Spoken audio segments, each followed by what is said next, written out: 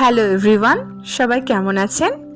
আমার ছোট্ট 3 বছরের আর্যানন্দার কণ্ঠে ও আদো আদো ভাষায় শুনে নিন একটি ছোট্ট কবিতা। কবিতা কবিতা বই পেও না। কবি চুগরাট। বই পেও না, বই পেও না, তো তোমায় আমি মারবো না। সত্যি বলছি, গোষ্ঠী করে তোমার সাথে পারবো না। মনটা আমার বন্ধ নরম, আরে আমার রাত্রি নেই। তোমার আমি চেপে খাবো, তোমরা শাস্তি নেই। বাঁচাবার সিদ্দিকে ভাই, বই পেয়েছো কত না, চলো না তোর মাথা বেড়াত, কাউকে আমি বুঝবো না।